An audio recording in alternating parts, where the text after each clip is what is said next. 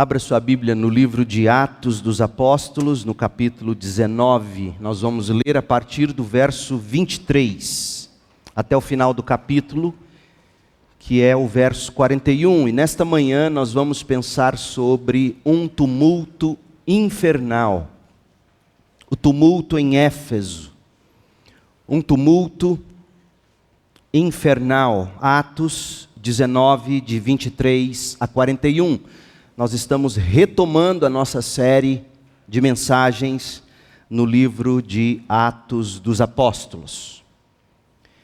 Portanto, em termos de dieta da igreja, no próximo domingo à noite, nós vamos concluir a mensagem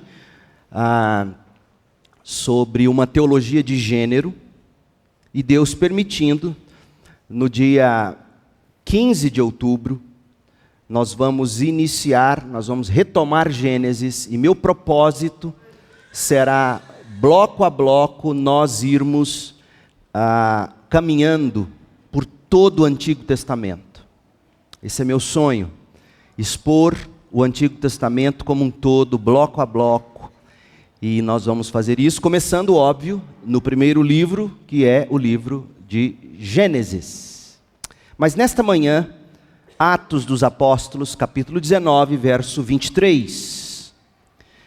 Por essa época houve um enorme tumulto em Éfeso por causa do caminho.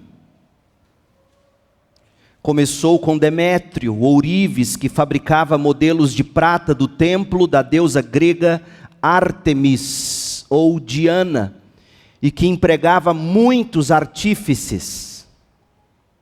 Demétrio os reuniu a outros que trabalhavam em ofícios semelhantes e disse: Senhores, vocês sabem que nossa prosperidade vem desse empreendimento.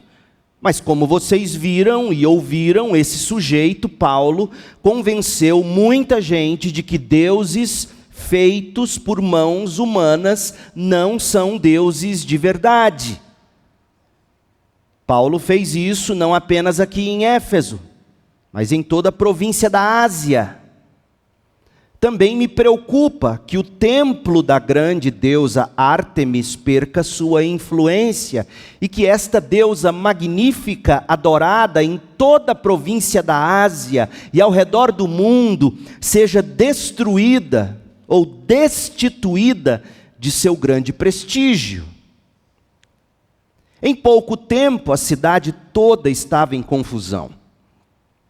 O povo correu para o anfiteatro, arrastando os macedônios Gaio e Aristarco, companheiros de viagem de Paulo. Paulo também quis entrar, mas os discípulos não permitiram. Alguns amigos de Paulo, oficiais da província da Ásia, também lhe enviaram um recado no qual suplicaram que Paulo não arriscasse a vida entrando no anfiteatro. Lá dentro, em polvorosa, o povo todo gritava e cada um dizia uma coisa. Na verdade, a maioria da multidão nem sabia porque estava ali. Entre a multidão, os judeus empurraram Alexandre. Talvez este Alexandre seja o latoeiro de quem Paulo vai dizer que causou muitos males a ele. A maioria, entre a multidão, os judeus empurraram Alexandre para frente e ordenaram que Alexandre explicasse a situação. Ele fez sinal de silêncio e tentou falar, certamente para acusar Paulo ainda mais. No entanto, quando a multidão percebeu que ele era judeu, começou a gritar novamente e continuou por cerca de 2 horas.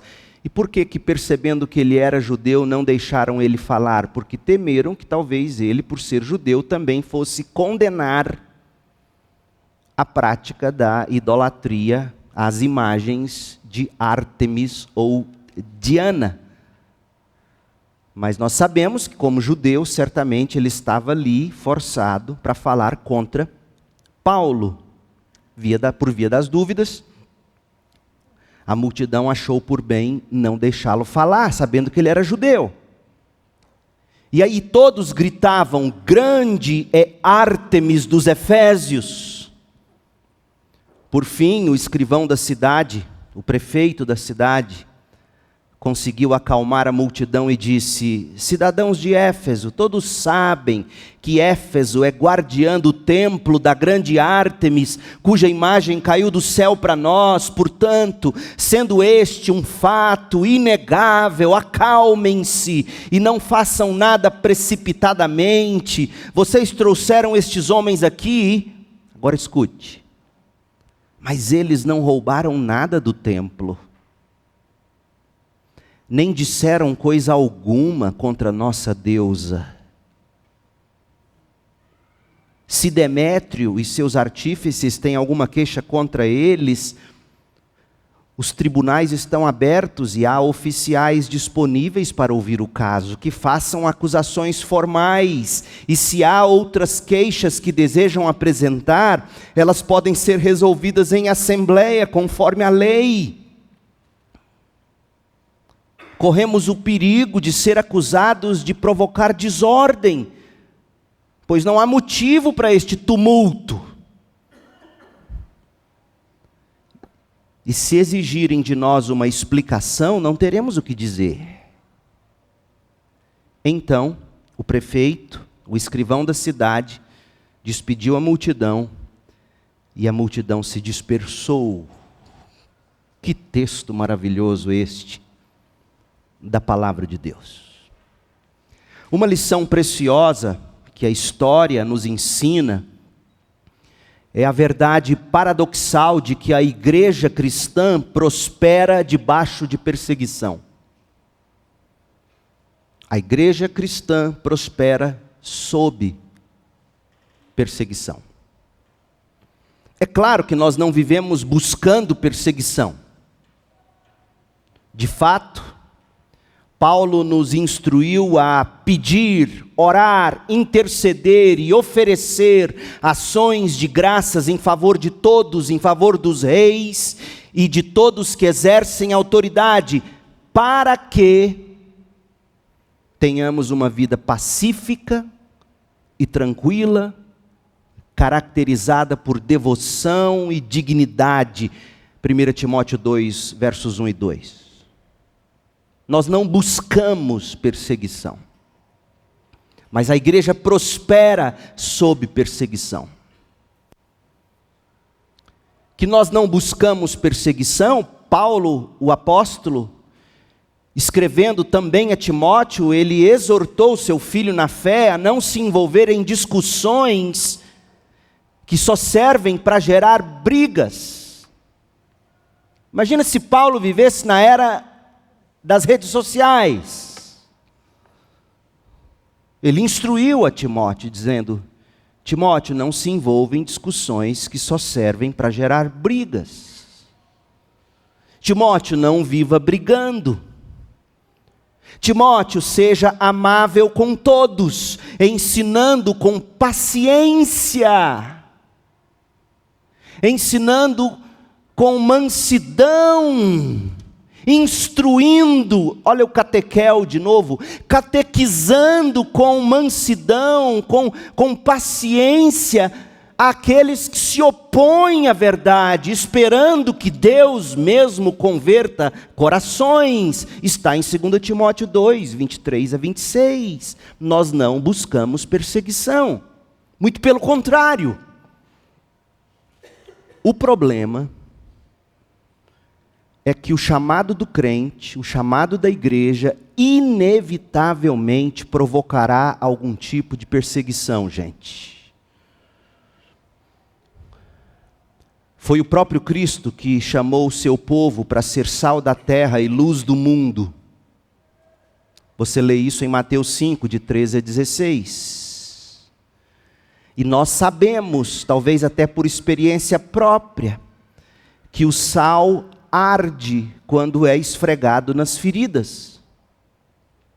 e a luz revela as más ações cometidas na escuridão. Ambos, sal e luz, portanto, podem e irão provocar uma reação hostil do mundo em estado de putrefação e em trevas. Nós não buscamos perseguição. Nós agimos de tal modo que ninguém nos acuse pelas nossas posturas, mas que certamente nos acusarão pelo que proclamamos. Quando João Batista estava preso, seus discípulos foram indagar Jesus a respeito da identidade messiânica do Senhor, e Cristo aproveitou a oportunidade para dizer algo chocante. Mateus 11:12. Abra sua Bíblia em Mateus 11:12. Jesus disse assim: desde os dias em que João Batista pregava, o reino dos céus sofre violência. E pessoas violentas atacam o reino dos céus. Outra tradução possível é esta: desde os dias em que João Batista pregava, o reino dos céus avança à força, e quem se esforça se apossa dele. Por isso que a Almeida, Revista e Atualizada, traduziu assim: desde os dias de João Batista até agora, o reino dos céus é tomado por esforço, e os que se esforçam se apoderam dele. A mensagem é cristalina, gente. O reino dos céus triunfará, as portas do inferno não prevalecerão contra o avanço da igreja. Mateus 16:18. Mas o triunfo, o avanço da igreja será por muito esforço, muita perseverança em meio à violência e ao sofrimento imposto contra a mensagem e os agentes do evangelho. Nós não buscamos perseguição. Nós pregamos e ministramos e agimos de tal modo que nossas posturas não nos condenarão, mas nossa pregação sim será condenada. A gente chega ao livro de Atos dos Apóstolos e descobre que a igreja primitiva, de fato, enfrentou e viveu constantemente sob perseguição, desde o seu início e ao longo do caminho. A experiência que o mundo ocidental, em grandes bolsões, como por enquanto no Brasil, por exemplo, essa experiência de não perseguição, pelo menos não declarada, ela é absolutamente nova na história da igreja. A igreja sempre foi perseguida. Uma passagem pelo livro de Atos. Em Jerusalém, a perseguição veio da religião organizada dos judeus. Atos 4, Atos 5, Atos 6, Atos 8 mostram isso. Em Antioquia, a perseguição resultou de preconceito e de inveja das mesmas lideranças religiosas organizadas de Jerusalém. Está em Atos 13. Em Listra, a perseguição foi resultado do paganismo ignorante insuflado pelos judeus. Atos 14. Em Filipos, foi a reação à libertação espiritual de uma jovem endemoniada que adivinhava e fazia os seus donos lucrarem bastante dinheiro. Atos 16. Em Tessalônica, a perseguição veio de uma multidão composta de homens maus da malandragem, instigada por líderes religiosos e invejosos dentre os judeus. Atos 17. Em Atenas, o evangelho enfrentou a oposição da filosofia secular, também Atos 17.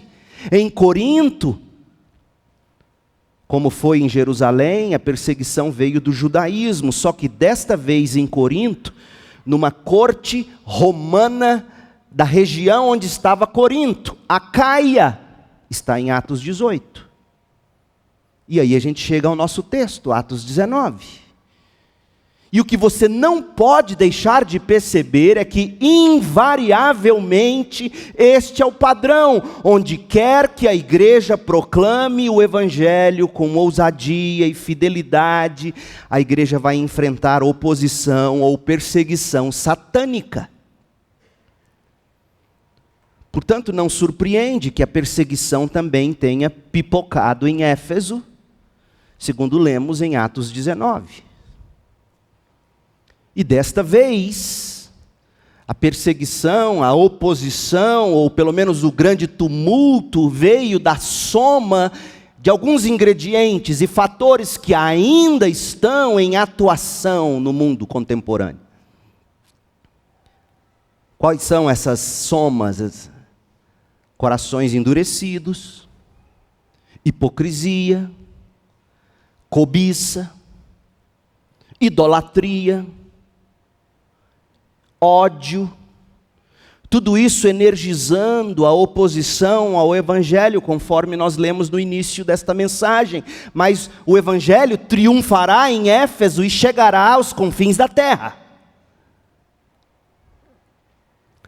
Este texto, Atos 19, ele é importante para nós da superfície.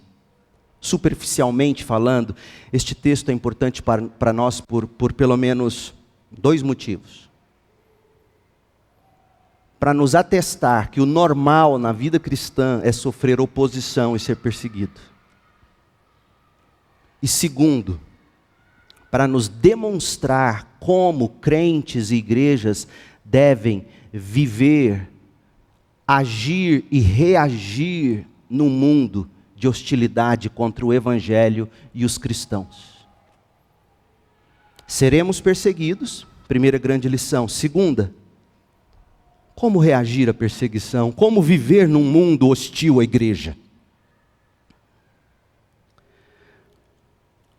Em Atos nós vamos descobrir, aqui no capítulo 19, que o evangelho triunfará em Éfeso. Chegará aos confins da terra, conforme Lucas escreveu no capítulo 1, versículo 8. Jesus dizendo: vocês serão minhas testemunhas em Jerusalém, Judéia, Samaria e até os confins da terra. E Atos está sendo escrito para nos mostrar que o evangelho de fato triunfou em Jerusalém, Judéia, Samaria e chegou aos confins da terra, passando por muita perseguição.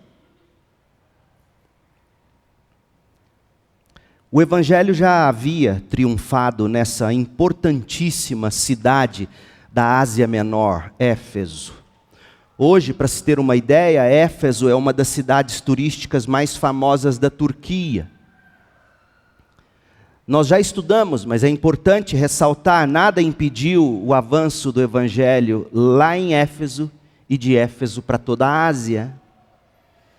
Nós vimos, volte-se para Atos 19, passe os olhos na Bíblia. Por isso que é bonito, importante, se você traz uma Bíblia de papel, porque fica mais fácil você enxergar isso. Você não pode deixar de enxergar isso. Mas se a sua tela é grande o bastante, dá para você ver também. Mas olhe, capítulo 19, de 1 a 7, você tem o Evangelho triunfando sobre o nominalismo cristão. Nós já estudamos isso. No capítulo 19, do verso 8 a 10, nós vemos o Evangelho triunfando sob a rejeição sofrida na sinagoga, o que desencadeou um ministério ainda mais abrangente.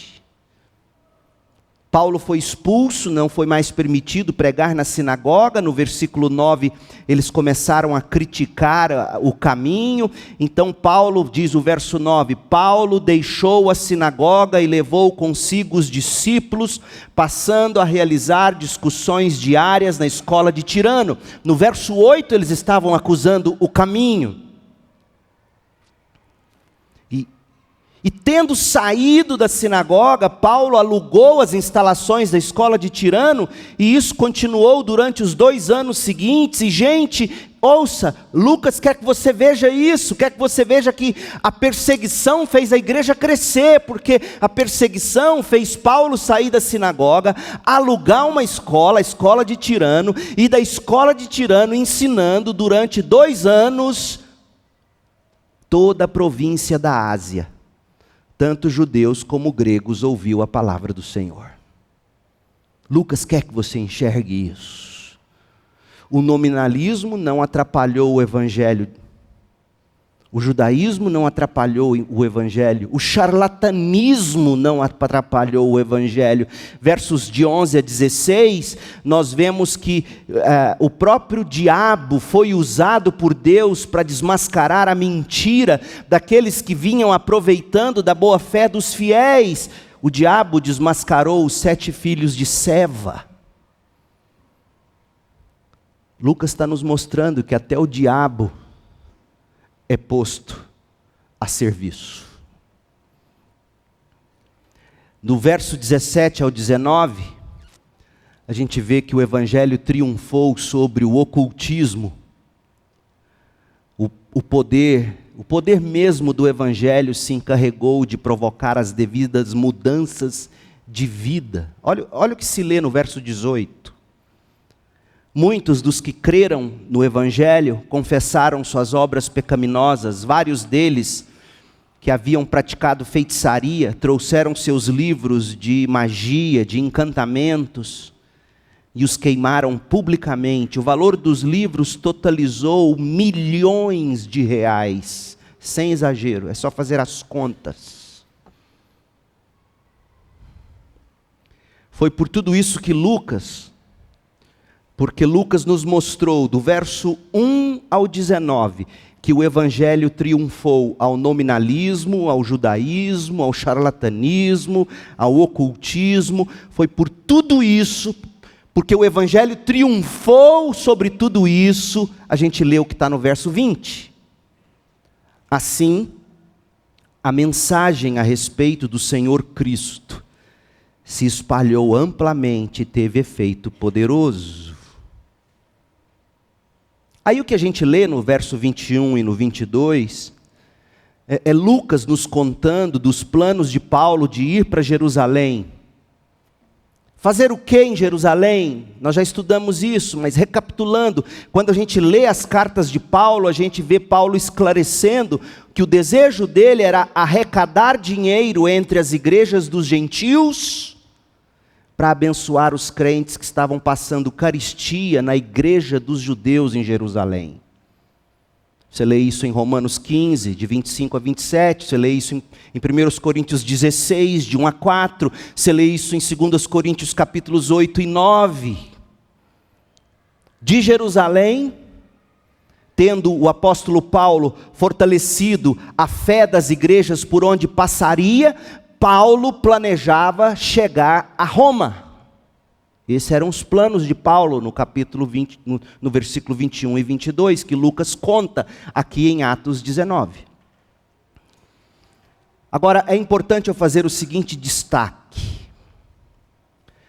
A breve expressão do desejo de Paulo de chegar a Roma, conforme a gente lê em Atos 19, 21 e 22, marca um ponto de virada no livro de Atos. A partir do verso 22, no verso 23 de Atos 19, até o fim de Atos, Lucas tem um objetivo em mente. Lucas se ocupará em nos revelar que a mensagem do Evangelho de Cristo será fortemente resistida em tentativas tanto de gentios como de judeus, de eliminar Paulo. E Lucas vai nos mostrar que até as forças da natureza, entre aspas, até as forças da natureza vão conspirar contra o avanço do apóstolo. Ele, Paulo, além de todas as oposições malignas dos gentios, dos judeus, Lucas vai nos mostrar, Paulo vai sofrer naufrágio no mar da costa de Maltesa, e até será picado na mão por uma víbora peçonhenta, Atos capítulos 27 e 28, e mesmo assim, Lucas está mostrando, pela providência soberana de Deus, nada vai parar Paulo. Não é naufrágio que vai parar Paulo, não é cobra no caminho que vai picá-lo, e em questão de minutos era para ele ter morrido. Você sabia que tem um tipo de cobra nos Estados Unidos que eles chamam de bye-bye snake? Cobra bye-bye, cobra tchau-tchau. Sabe por quê? É cobra tchau, tchau, porque depois que ela te pica, só dá tempo de você chegar em casa e dizer tchau, tchau. Você morre. É para rir. Uma cobra tchau, tchau picou o apóstolo Paulo, isso não parou o homem. O naufrágio não parou o homem. As forças do inferno agindo para instigarem judeus e gentios não pararam o homem. De Atos 19, 23 até Atos 28, 31, Lucas vai mostrar que Atos 1, 8 se cumpriu. O evangelho deixou Jerusalém, passou pela Judéia, Samaria e chegou aos confins da terra. E veja como vai terminar o livro de Atos, Atos 28, 31. Diz que Paulo, até ele ter sido posto em liberdade, porque a gente sabe que ele foi posto em liberdade depois desse texto, Paulo ficou, abre aspas, proclamando em Roma, corajosamente o reino de Deus e ensinando a respeito do Senhor Jesus Cristo, agora ouça, sem restrição alguma. Paulo, de tornozeleira eletrônica, em prisão domiciliar, aluguel pagado do próprio bolso, Atos 28, 30 nos conta.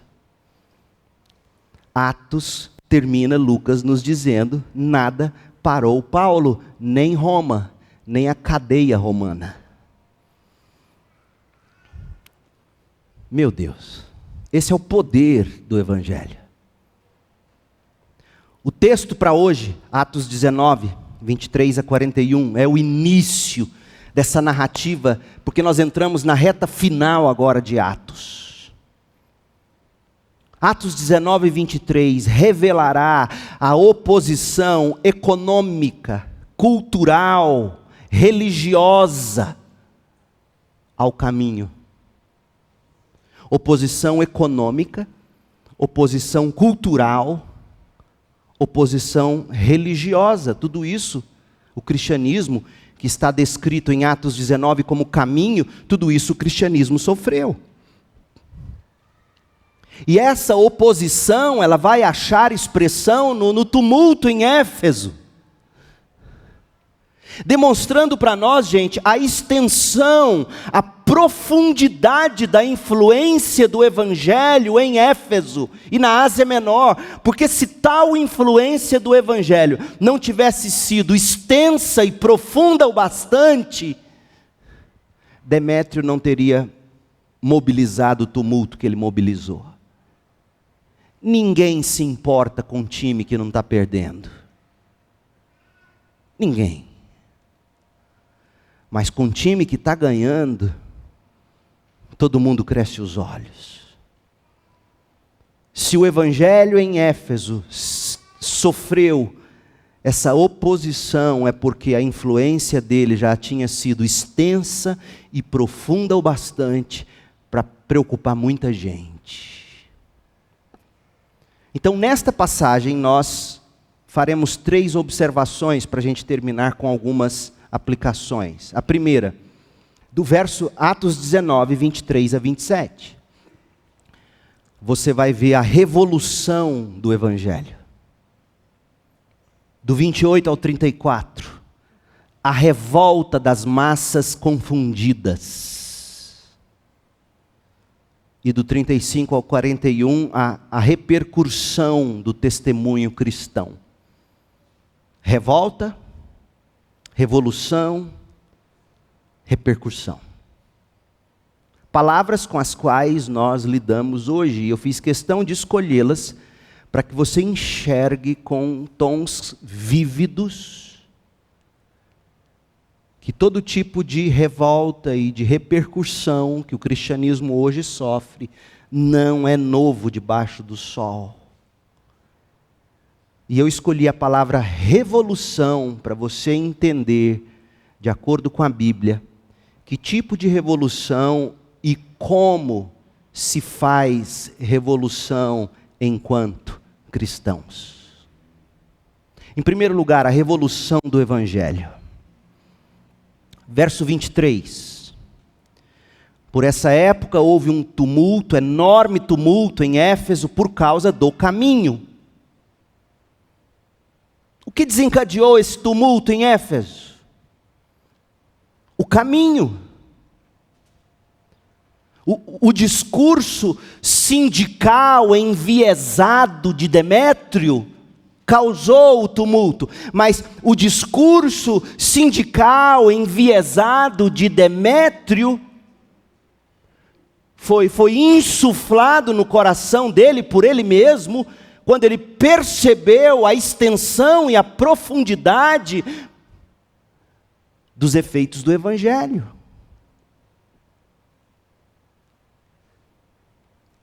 O que fez ele contra-atacar? A resposta mais curta é a seguinte: o tumulto em Éfeso foi causado pela revolução silenciosa do Evangelho de Cristo. Lendo esse relato, eu não pude deixar de recordar da parábola do fermento contada por Jesus em Mateus 13. Em Mateus 13, 33, nós lemos Jesus dizendo em parábolas: o reino dos céus é como o fermento. Quem é da época da rosca feita em casa sabe disso. O que é o fermento? O fermento usado por uma mulher para fazer pão. Embora ela coloque apenas uma pequenina quantidade de fermento em 3 medidas de farinha, é uma pequenina quantidade para cada 3 medidas. Apesar da pequenina quantidade para cada 3 medidas, toda a massa fica fermentada. O que significa a massa fermentada? Ela cresce. A mãezinha, minha mãe, pegava a massa, pó royal, botava numa bacia, lembro até hoje, uma bacia lilás, toda desbotada, cobria com pano de prato, punha no sol e falava: não põe a mão, menino. E o menino queria ir lá. Não põe a mão. Depois de um tempo, ela buscava a bacia, punha sobre a mesa, tirava o pano de prato e a massa gigantesca.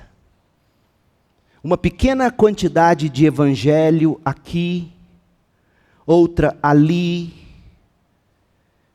E por quase 3 anos ensinando a Bíblia, todo dia, persistentemente, primeiro na sinagoga, depois na escola de Tirano, de casa em casa. Então a revolução silenciosa do Evangelho começou a acontecer. O fermento da palavra de Deus levedou a cidade de Éfeso e toda a Ásia Menor, gente. É o que está em Atos 19, 20. A mensagem a respeito do Senhor se espalhou amplamente e teve efeito poderoso. Demétrio percebeu isso. O Evangelho pregado silenciosamente, persistentemente, primeiro na sinagoga, depois na escola de Tirano, também de casa em casa. Sabe o que isso produziu? Gente que andam num determinado caminho. Atos 19, 23. E essas pessoas que andam num determinado caminho, foi o gatilho para o tumulto. Está dito aqui em Atos 19, 23, por causa do caminho, Demétrio fez o que fez. Por causa do efeito cumulativo de uma comunidade de crentes, cuja vida foi transformada pelo Evangelho. Esse foi o estupim para o tumulto. O caminho. Em face da pregação do Evangelho, pessoas começaram a queimar livros de feitiços e de artes mágicas, estimados em milhões de reais em moeda atual.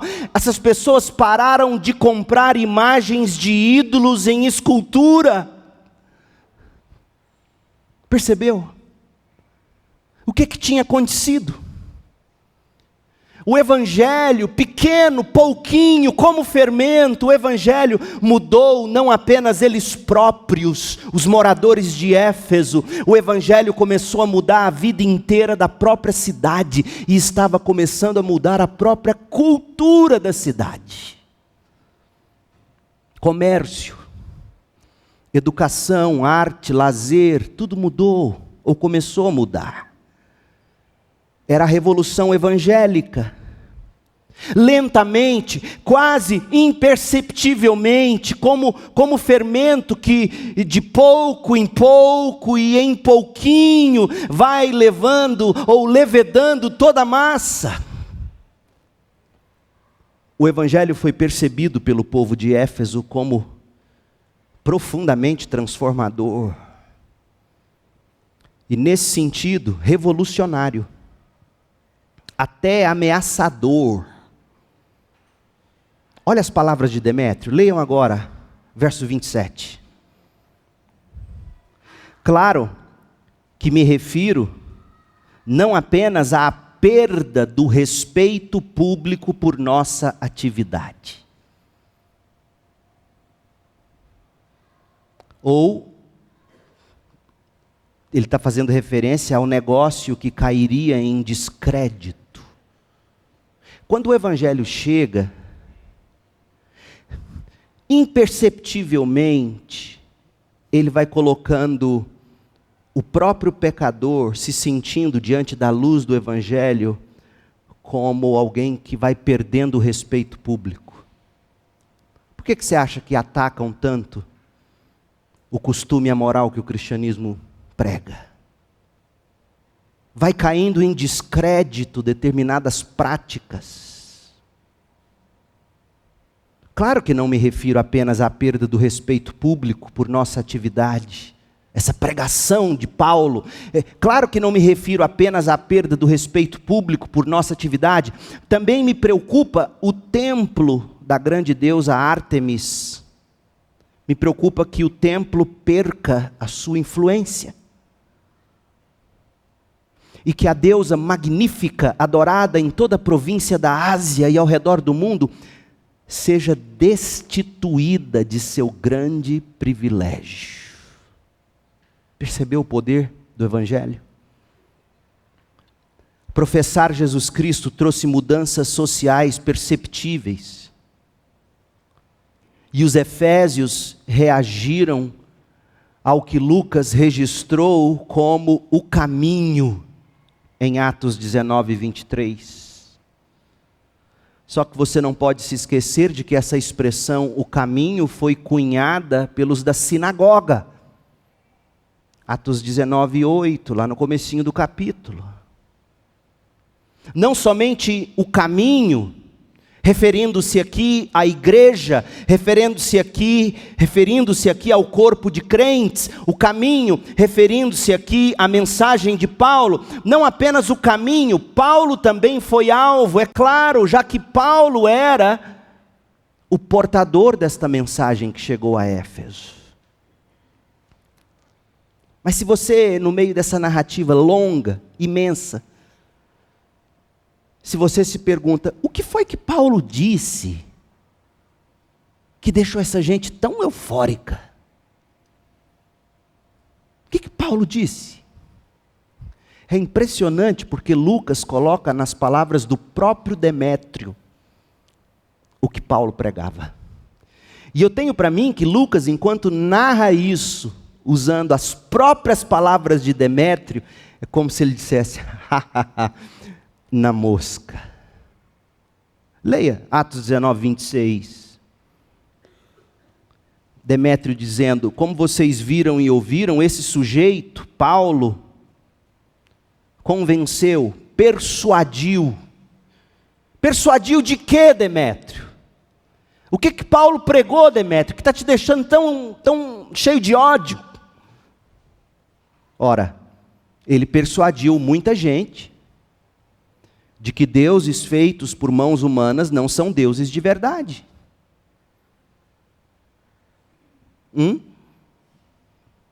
É isso que ele está pregando? Exatamente.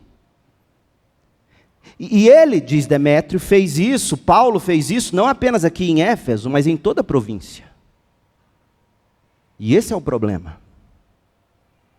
Quando o evangelho chega, detonando ídolos, ele causa essa euforia. Agora você não pode se esquecer, nós vamos chegar lá e eu vou me adiantar aqui, porque detonar ídolos não é fazer como determinado pastor de determinada denominação, alguns anos atrás, chegou diante da televisão, pegou a imagem da Senhora Aparecida e começou a quebrá-la. Não é isso. Sabe por que eu digo que não é isso? Você se lembra do que o prefeito de Éfeso disse? Lá no final do capítulo. Quando, entre aspas, saiu em defesa de Paulo e do caminho. Ele disse, escuta, esses homens não roubaram nada do nosso templo. E esses homens nunca difamaram nossa deusa. E todo mundo se calou. Então, como é possível? Porque é possível. Como é possível você condenar a idolatria sem debochar dos demais santos? É o que Paulo fez em Éfeso. Ele não debocha da deusa, mas ele prega contra a idolatria. Esse é o caminho que a igreja evangélica brasileira tem que encontrar. E Paulo era duro contra os ídolos. Porque o que aconteceu em Éfeso é idêntico ao que aconteceu em Tessalônica. 1 Tessalonicenses 1, verso 8. Abra comigo. 1 Tessalonicenses 1, 8. Paulo pregou o evangelho também em Tessalônica. O evangelho inevitavelmente produziu conversão e mudança de vida nos moldes do que estava acontecendo em Éfeso. Tessalonicenses, capítulo 1, verso 8. Agora, diz Paulo, exatamente o que estava acontecendo em Éfeso. Partindo de vocês, em Tessalônica, a palavra do Senhor tem se espalhado por toda parte, até mesmo além da Macedônia e da Acaia, que eram as regiões ali. No caso de Éfeso, tinha saído de Éfeso para toda a região, que era a Ásia, onde Éfeso estava inserida. Então, partindo de vocês, a palavra do Senhor tem extrapolado limites municipais, estaduais, pois sua fé em Deus se tornou conhecida em todo lugar. Não precisamos sequer mencioná-la, pois as pessoas têm comentado sobre como vocês, primeiro, olha o que é conversão, nos acolheram. Acolheram com fé Paulo e a sua mensagem. Acolher com fé a Jesus Cristo como único e suficiente Salvador. Acolher com fé o Cordeiro de Deus que morreu para nossa justificação. Vocês nos acolheram? Vocês deixaram os ídolos com o propósito de servir ao Deus vivo e verdadeiro. E sabe o que passou a alimentar a esperança de vocês? Oh meu Deus, a igreja evangélica precisa disso. Porque a esperança da igreja evangélica brasileira, ao que tudo parece é que a gente tenha determinadas pessoas ou posições. Não é isso que vai salvar esse país. Paulo está dizendo, olha, vocês nos acolheram com fé o Evangelho, deixaram os ídolos, passaram a servir o Deus vivo e verdadeiro, e sabe no que eles colocaram a esperança? César vai se converter a Jesus. Nós vamos ter um imperador terrivelmente evangélico. Vamos trabalhar para isso. Vamos eleger senadores para Roma, cristãos, já pensou? Timóteo para senador, Tito para deputado federal. Não era essa a esperança da igreja primitiva, sob um governo tirano, terrível, massacrante. Olha qual era a esperança, verso 10. Também comentam como vocês esperam do céu a vinda de Jesus. Ô igreja evangélica, essa é a nossa esperança, é que os céus se rasguem e Jesus estabeleça seu reino eterno. O grito da igreja é Maranata. O Filho de Deus, a quem Deus mesmo ressuscitou dos mortos e que nos livrará da ira que está por vir. O que é conversão? Paulo descreve aqui em 1 Tessalonicenses 1, 9 e 10. Abraçar com fé o Evangelho, deixar os ídolos, servir ao Deus vivo e verdadeiro, esperando a vinda de Jesus. Isso é conversão.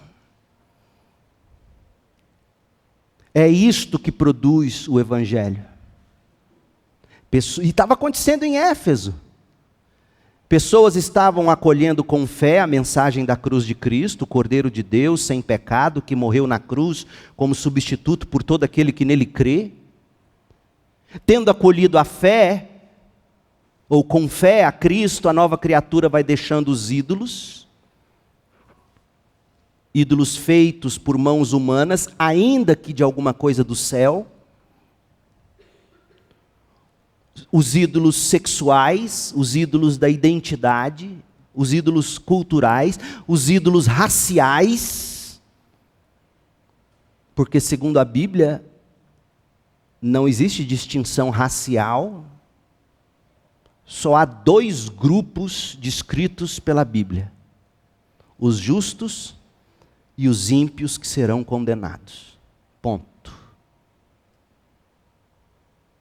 Não existe outro tipo de grupo. Ou você é salvo pelo Cordeiro e essa multidão de salvos justificados pelo Cordeiro de Deus, diante do trono, essa multidão é composta de gente de todas as tribos, línguas e nações, isso implica cores e sexos. Não há judeu nem grego em Cristo. Não há diferença de raças. Só há 2 grupos, segundo a Bíblia: os salvos e redimidos e justificados, e os ímpios que serão condenados. E a esperança da igreja é pela vinda do Cristo, que irá redimir os seus, livrando-os da ira de Deus. 1 Tessalonicenses 1:10. Os incrédulos de Éfeso, eles perceberam na comunidade cristã esse povo que começou a identificar a idolatria do seu coração e dizer: eu não posso seguir esse caminho. Esse caminho é de morte, é de condenação. Eles abriram mão disso, eles abandonaram isso, eles abraçaram o Cristo com fé, passaram a viver não mais para si mesmos, como Paulo escreve na 2ª carta aos Coríntios, deixaram de viver para si mesmos, de autoafirmação, para servir aquele que por eles morreu e ressuscitou para a justificação deles. E os incrédulos em Éfeso perceberam na comunidade cristã uma forma que era definível. Chamavam de caminho. Por que caminho? Porque era um jeito diferente de andar e de viver, um caminho diferente do normal, segundo diziam. Um caminho diferente da civilidade, como apregoam. Um caminho diferente da democracia, como ensinam. Essa nova vida se destacou em Éfeso e chamou a atenção da cidade. Esse caminho apontava para um modo de vida diferente e uma direção diametralmente opostas à da maioria. Era um caminho diferente do que a maioria percorria, era o caminho apertado, era o caminho difícil que produz ou que conduz para a vida, Mateus 7,14.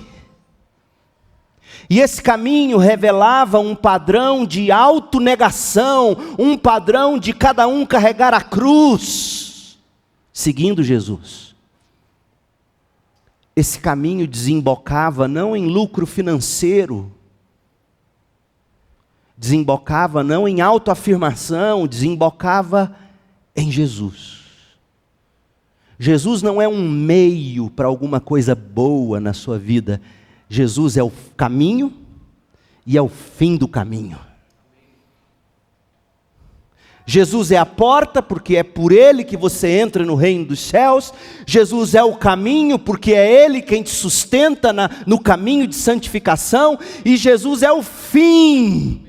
O céu não é a vovó tão querida que você verá, nem a mamãezinha que já foi. O céu é o Cordeiro de Deus, e mamãe, vovó e todo mundo adorando o Cordeiro. Cristo é o fim de tudo. A igreja evangélica não acredita nisso. Jesus é porta para a prosperidade, Jesus é caminho para reconhecimento dos homens. Jesus é o meio de você obter reinado nesta vida. Isto é outro evangelho, isso não é evangelho, isso não é cristianismo. Isso não é cristianismo, ponha isso na sua cabeça. O caminho é Cristo, a porta é Cristo, e o fim do caminho é Cristo. Porque Ele morreu para nos conduzir de volta a Deus, como Piper diz, Deus é o próprio Evangelho. Então essa geração de Éfeso estava sendo moldada segundo uma ética que era estranha para o homem natural de Éfeso. Os mundanos de Éfeso estavam desprezando esse caminho. Gente, a obstinação de Paulo chegava a ser irritante. Porque por quase 3 anos, Paulo fez a mesma coisa em Éfeso. Você se lembra o que ele fez? Todos os dias. Primeiro, nas sinagogas, depois expulso, na escola de Tirano. E quando ele vai falar com os presbíteros de Éfeso, ele vai se lembrar de que também ele fez de casa em casa. E o que ele fez? Estudo bíblico, estudo bíblico, estudo bíblico, estudo bíblico, pregação, pregação, 6 dias de estudo bíblico, 2 pregações no domingo. 6 dias de estudo bíblico, 2 pregações no domingo. Essa obstinação chega a ser irritante. Mas copiando o modelo apostólico, nós temos pregações expositivas dominicalmente, nós temos aulas e nós temos unboxings de livros da Bíblia, porque nós queremos causar uma revolução, tal como nós vemos em Éfeso, e essa revolução virá pelo fermento do Evangelho, da Palavra de Deus. Paulo sempre falava de Jesus, chegou a um ponto que os cristãos não precisavam dizer absolutamente mais nada. A ausência deles em certos eventos já dizia que eles estavam no outro caminho. A recusa deles em participar dos mexericos habituais que os compromissos sociais normalmente geravam, eles se recusando a isso já mostrava que eles estavam no outro caminho. O amor deles pela verdade, o amor deles pela justiça, revelava, eles estão no outro caminho. Essa nova atitude deles lançava sombra sobre aqueles que ainda amavam um mundo de vida para o qual os cristãos tinham morrido. Isso deixa o mundo maluco de raiva. Nas conversas familiares, os crentes já não tinham mais assuntos com seus parentes descrentes. Já sentiu isso? Meu Deus. De repente você olha ao redor dos seus amigos antigos e você não tem mais os assuntos que eles têm. Já sentiu isso? Não é que você quer ser mal educado, não é que você quer ser inconveniente, não, mas o seu caminho de vida te senta à mesa com a família de sangue e fica todo mundo achando esquisito conversar com você. Porque tudo que você diz desemboca em Cristo, em cruz, em ressurreição, em novo céu e nova terra. Meu Deus do céu, vamos falar de coisa real. Você vai votar em quem para o Conselho Tutelar? Você vai votar em quem para deputado federal? Vamos falar da vida? Não, vamos falar do que está por vir, porque enquanto nós vamos formando gente com essa mentalidade, elas trabalharão nas engrenagens da cultura para real transformação. Esse é o poder do Evangelho. Os incrédulos se sentiam ameaçados, julgados por essa nova postura. Veja, lembrando das palavras do prefeito de Éfeso, sem que eles dissessem uma palavra para denegrir a santa Diana, a santa Ártemis. É o próprio prefeito, e Lucas fez questão de dizer isso. Nós nunca ouvimos esses homens denegrir nossa deusa. Ainda assim, a pregação contra ídolos fez cair na bolsa de valores os negócios de Demétrio. Bom, o que está acontecendo com as minhas ações? Esses crentes estão parando de comprar e mais, eles estão pregando, ensinando que não existem santos, ídolos feitos por mãos humanas, e daqui a pouco isso vai acabar o templo da deusa. Essa cultura vai ser radicalmente transformada. Pois é isso que o caminho faz. Sem quebrar santa ao vivo, sem xingar, sem falar mal. Os incrédulos se sentiam ameaçados, julgados por essa nova postura. Porque à medida que a palavra de Deus saturava a vida deles, dia após dia, esse caminho ameaçava um novo modo de vida muito querido, uma cultura que se tinha como definidora da natureza de Éfeso. Mas o Evangelho ensina que o que define você é se você está ou não em Cristo. Ou você está em Cristo e estar em Cristo define você, ou você não está em Cristo e você vive para si mesmo. É assim. E essa maneira de viver, esse novo caminho, foi provocando um profundo ressentimento, ódio mesmo, que vinha fermentando há muitos meses, mais de ano, a cidade de Éfeso. E eu sei, você sabe o quanto é difícil sentar à mesa com gente que a gente gosta, gente que a gente ama, às vezes do próprio sangue, amigos, conhecidos de anos e longas datas. E se você quiser nutrir qualquer tipo de conversa com eles,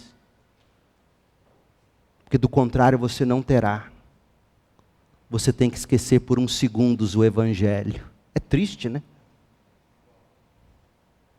Eu sei o que é isso. Eu sei o quanto isso machuca. Mas essa é a realidade, foi por isso que Jesus virou e disse: quem é minha mãe? Quem é meu irmão? Quem é minha irmã? É quem faz a vontade do meu Pai. E qual é a vontade do Pai? Que todos recebam e acolham com fé o Filho de Deus. Essa nova postura sem querer, querendo, como diria o teólogo Chaves. É Chaves? É. Sem querer, querendo, ia afastando parentes, ia mudando o descritivo da fatura do cartão de crédito, com o que se gastava não se gasta mais, o que se comprava não se compra mais. Foi mudando pessoas, rodas foram sendo evitadas, grupos de WhatsApp foram sendo abandonados, amizades foram sendo redefinidas, e isso foi causando ódio.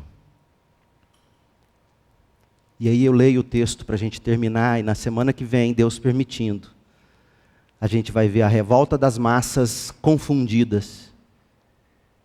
E nós vamos ver de que modo se falava dos cristãos. Mas terminemos lendo aqui Atos 19, 23. Por essa época, enquanto Paulo estava ali em Éfeso, fazendo planos de ir para Roma, houve enorme tumulto, um tumulto infernal em Éfeso, por causa do caminho. É interessante que Lucas não fala que foi por causa de posturas indelicadas dos crentes, por desacato à autoridade, violência, por causa de um estilo de vida. Substitua caminho por estilo de vida, jeito novo de viver. Houve um enorme tumulto por causa disso. A revolução silenciosa de crentes que se recusam a determinadas coisas. Por quê? Porque não honram o meu rei. Começou com Demétrio, esse líder sindical enviesado.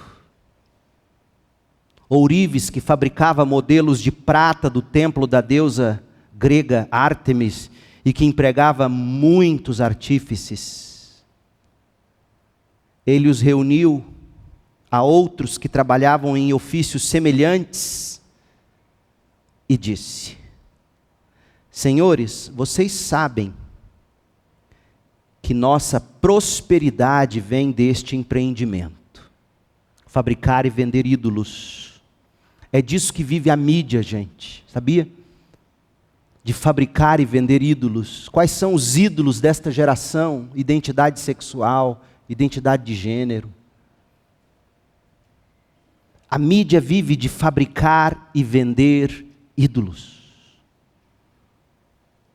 E o mundo sabe que o cristianismo ameaça a prosperidade de tais empreendimentos. Mas como vocês viram e ouviram, este sujeito, Paulo, convenceu muita gente de que deuses feitos por mãos humanas não são deuses de verdade. Ídolos que são construídos e abraçados não são identidade de verdade, não são deuses de verdade. O cristianismo desmascara isso. Fez isso não apenas aqui em Éfeso, mas em toda a província. Aí aqui, como ele quer dar uma de que ele não está só preocupado em dinheiro, claro que não me refiro apenas à perda do respeito público por causa da nossa atividade. Claro que eu não estou falando apenas do dinheiro que entra, do valor das ações na Bolsa de Valores, eu não estou falando só disso. Também me preocupa a transformação religiosa, cultural. Também me preocupa o que estão fazendo com as religiões afro. Percebe o discurso? É o mesmo, gente. Também me preocupa o que estão fazendo com as crenças populares, culturais das minorias. Claro que não me refiro apenas à perda do respeito público por nossa atividade, também me preocupa que o templo da grande deusa Ártemis perca sua influência e que esta deusa magnífica, adorada em toda a província da Ásia e ao redor do mundo, seja destituída de seu grande prestígio. Nada novo debaixo do sol. A revolução do Evangelho enfureceu Demétrio, seus pares e boa parte da cidade, e continua ainda hoje enfurecendo as pessoas que se veem confrontadas pelo caminho do Evangelho. De que modo temos que viver? Falaremos mais sobre isso domingo que vem, mas por hora, que fique claro. Primeiro, nós não buscamos perseguição, nós não causamos isso porque queremos causar. Nós causamos isto porque pregamos um evangelho que define um caminho de vida. E que o simples fato de pessoas e mais pessoas e mais pessoas irem sendo acrescentadas a cada dia pelo próprio Deus, e essas pessoas virando as costas para os outros caminhos, isso vai enfurecer o inferno. Mas esse é o nosso chamado. Acredite crente, membro da CIB, você amigo que nos visita, acredite que o evangelho pregado, puro e simples, transforma extensa e profundamente. Demétrio acreditava nisso. A igreja evangélica não acredita mais. Foi por isso que eu postei recentemente no meu Instagram uma frase do Paul Washer. Se você é líder de um ministério mundial que está em mídias sociais, com milhares de seguidores, pessoas se curvam diante de você e convidam você para falar em podcasts e grandes conferências. Mas se você diz que é pastor de uma igreja com 30 membros, eles te fazem se sentir mal. Como se você, pastoreando 30 ovelhinhas, fosse um fracasso de empreendedorismo para o reino de Deus. Que desgraça. Que desgraça. Essa primeira passagem, esse primeiro trecho da parte final de Paulo em Éfeso, revela-nos o poder silencioso, pequeno, como de fermento do Evangelho. Você evangelizando um, discipulando mais um, pequeno, constante. Quando você abrir os olhos, a massa toda está levedada e os demétrios estão, STF, não eles, né? Mas quem chega até lá. Então, tem muita lição aqui, gente. É só você, crente, abrir a Bíblia, orar pelo Espírito e dizer: Espírito de Deus, abra meus olhos, me revele, porque nada do que a gente passa hoje seria surpresa para Paulo. Muito pelo contrário. E como nós temos o que aprender aqui. Eu acredito profundamente no poder de um a um e de uma igreja pequena como a nossa, fiel, vivendo e fazendo. Porque se eu fosse seguir a mentalidade da maioria, eu iria começar a vender cursos de R$ 69,99, como todo dia um novo líder religioso começa a fazer. E olha que eu ia ganhar, hein? Mas esse não é o caminho. O caminho são igrejas discipuladas, cheias de crentes, capacitados e preparados, devagarzinho, cada um fazendo seu papel. Cristo amou a igreja e por ela se entregou. Oremos. Pai querido, como nós temos a aprender com Paulo, que maneira maravilhosa a de Lucas, inspirado pelo Espírito do Senhor. Que maneira maravilhosa a dele de nos contar como a igreja e o evangelho e os crentes, pouquinhos, mas como fermentos, foram levedando toda a cidade de Éfeso e a Ásia Menor. Assim como nos Tessalonicenses, pessoas foram abraçando a fé em Cristo somente, abandonando ídolos e identidades idólatras. Foram abandonando todo o pecado, todo o caminho largo que leva à destruição e foram servindo o Senhor no caminho apertado que leva à vida, tendo como esperança a vinda de Cristo, que nos livrará da ira de Deus. Ó Pai, por um tempo assim, na CIB e na Igreja Evangélica Brasileira. Que a roda da mesa dos crentes não seja mais sobre mobilizações políticas, mas da esperança da vinda do Rei, e de como entrar aqui e ali, um a um, com a palavra, falando de Jesus e da necessidade de arrependimento e de conversão e de mudança de vida e de deixar de servir a si mesmo para servir aquele que por nós morreu, servir o próximo, esperando a bendita chegada do nosso Rei. Ó Deus, faça dos crentes uma gente assim de novo.